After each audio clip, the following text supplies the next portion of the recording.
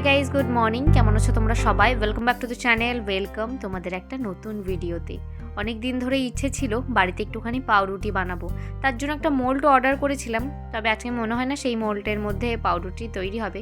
চলো আজকে প্রথমবারের জন্য পাউরুটি বানাবো, আর কেমন হলো না হলো গোটাটাই তোমাদের সাথে শেয়ার করব। তাহলে চলো পাউরুটি বানানো স্টার্ট করা যাক। একদম দোকানের মতো হবে কিনা জানি না, তবে আমি আমার যথাসাধ্য চেষ্টা করব আজকে পুরো দোকানের মতো পাউরুটি বানানোর। হাফ কাপ আমি এখানে গরম দুধ নিয়ে নিয়েছিলাম, তার সাথে 1 চামচ মতো ইস্ট দিয়ে 15 মিনিট রেখেছিলাম। ইস্টটা ভালোভাবে অ্যাক্টিভেট হয়ে গেছে। এখন ওই দুধটার মধ্যেই আমি 2.5 কাপ মতো, যে কাপের আমি কাপ না ওটা আসলে বাটি, যে বাটিতে দুধ নিয়েছিলাম ওই বাটিরই 2.5 বাটি মতো এখানে ময়দা নিয়ে নিয়েছি। তার সাথে একটুখানি অ্যাড করলাম নুন। খুব ভালো করে এবার ইস্ট ভেজানো যে দুধটা ছিল সেটা দিয়ে খুব ভালোভাবে মিক্স করে নেব।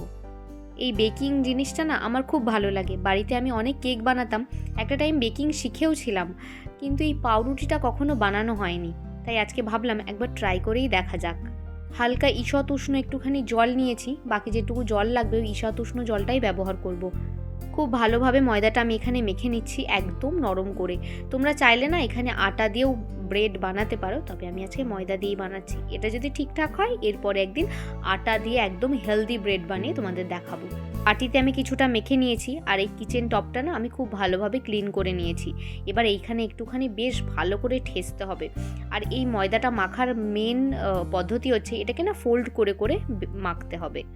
হাত দিয়ে প্রথমে খুব ভালোভাবে ছড়িয়ে নেব, তারপরে এরকম গোল গোল গোল গোল করে ফোল্ড করব, যাতে ভেতরে কোনোভাবেই হাওয়া না ঢুকে যায়। ফোল্ড করতে থাকবো আর মুখটা সিল করতে থাকবো। এরকমভাবে বারবার ফোল্ড করব, তারপরে ভালো করে একটুখানি মেখে নেব, তারপরে আবার 2 হাত দিয়ে এরকম করে ছড়িয়ে নেব। এই প্রসেসটা একটুখানি লেন্দি প্রসেস, কিন্তু ধৈর্য ধরে এই প্রসেসটা করতে পারলে কিন্তু ব্রেডটা একদম ফ্লাপি হবে আর সুন্দর নরমও হবে। প্রায় 10 মিনিট ধরে ময়দাটাকে মেখে নেওয়ার পর হাতে একটুখানি আমি ঘি নিয়ে নিয়েছিলাম। পুরো ময়দাটাতে খুব ভালোভাবে মেখে নেব। তোমরা চাইলে না এখানে একটুখানি তেল বা বাটারও ইউজ করতে পারো। একই প্রসেসে আবার খুব ভালোভাবে ময়দাটাকে মেখে নেব। দেখো মাখতে মাখতে ময়দাটা কিন্তু অনেকটা সফট হয়ে গেছে। মিনিমাম 10 মিনিট ধরে তো এই প্রসেসটা করতেই হবে। জানি হাতে একটু ব্যথা হবে, কিন্তু বলো যদি একদম দোকানের মতো ব্রেড বাড়িতে তৈরি হয় তাহলে মনটাতে কি খুশিই না হবে। যাই হোক, এরকম না আমি একটা মন্ড বানিয়ে নিয়েছি, গোল বান মতো বানিয়ে নিয়েছি।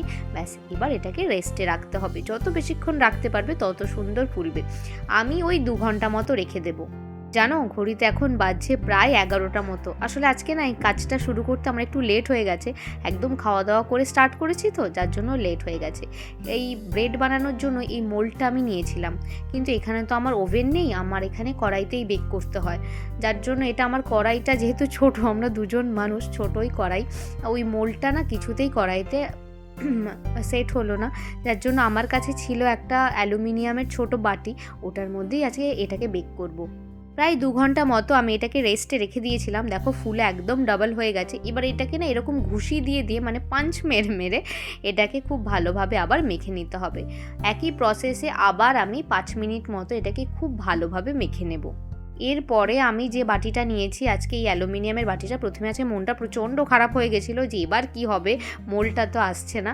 কিন্তু যাই হোক, এই একটাই অ্যালুমিনিয়ামের বাটি ছিল আমার কাছে, তো ওটাতে একটুখানি তেল ব্রাশ করে নিয়েছি, তার উপরে দিয়ে দিচ্ছি একটু পার্চমেন্ট পেপার, আর তার উপরে দিয়ে দিচ্ছি এই ময়দার মন্ডটা। খুব ভালোভাবে না হাত দিয়ে প্রেস করে করে জিনিসটাকে একটু স্প্রেড করে নেব। এরপর ঢাকা দিয়ে আবার আধ ঘন্টার জন্য এটা রেস্টে রেখে দেবো। দেখো এটা আবার কতটা ফুলে উঠেছে। আধ ঘন্টা হয়ে গেছে। এটা কিন্তু এবার ওভেনে দেওয়ার জন্য একদম রেডি। ওভেন না, আমি তাতে কড়াইতে বেক করব। 1 চামচ মতো দুধ নিয়েছি, দুধ দিয়ে ওপরটাতে খুব ভালোভাবে একটুখানি স্প্রেড করে দিলাম। আমি এখানে কড়াইতে একটুখানি নুন দিয়ে নিয়েছিলাম, আর স্ট্যান্ড নেই যার জন্য একটা বাটি রেখে দিয়েছি। ব্যাস 10 মিনিট ধরে আমি এটাকে প্রিহিট করে নিয়েছিলাম। এবার একদম গ্যাসের ফ্লেমটা লো করে ব্রেডটা আমি এখানে বসিয়ে দিলাম। মিনিমাম 20 মিনিট হয়ে গেছে। দেখো ফুলে একদম ফেটে গেছে ওপরটা, কত সুন্দর বেক হচ্ছে এটা। 30 থেকে 35 মিনিট মতো অপেক্ষা করলেই কিন্তু ব্রেড এখানে আমাদের একদম রেডি হয়ে যাবে। 30 মিনিট মতো হয়ে গেছে, ব্রেড আমার এখানে একদম রেডি। এটাকে ভালো করে আমি মোল্ড থেকে বের করে নিয়েছি। আজকে হচ্ছে নেক্সট ডে সকাল। ব্রেডটাকে চলো এবার কেটে দেখি ঠিক কেমন হলো। কালকে রাতে এই পাউরুটি বানাতে বানাতে অনেক লেট হয়ে গেছিলো, তাই গ্যাস থেকে নামিয়ে এমনি রেখে দিয়েছিলাম। আজকে এটাকে কাটছি। দেখো ভেতরটা কতটা ফ্লাপি হয়েছে আর বিষয়টা কতটা নরম হয়েছে। আর তোমরা যদি এটা মাইক্রোওয়েভ ওভেনে বা ওটিজিতে করতে চাও, একই প্রসেস, 10 মিনিট একটু ওভেনটাকে প্রিহিট করে নেবে, তারপরে 25 থেকে 30 মিনিট মতো রাখলেই কিন্তু সুন্দর ব্রেড একদম রেডি হয়ে যাবে। হ্যাঁ, দোকানের মতো সেই শেপটা হয়তো আসেনি, কিন্তু ব্রেডটা কিন্তু এখানে আমাদের খুব সুন্দর তৈরি হয়ে গেছে। রেসিপিটা বাড়িতে ট্রাই করো আর কেমন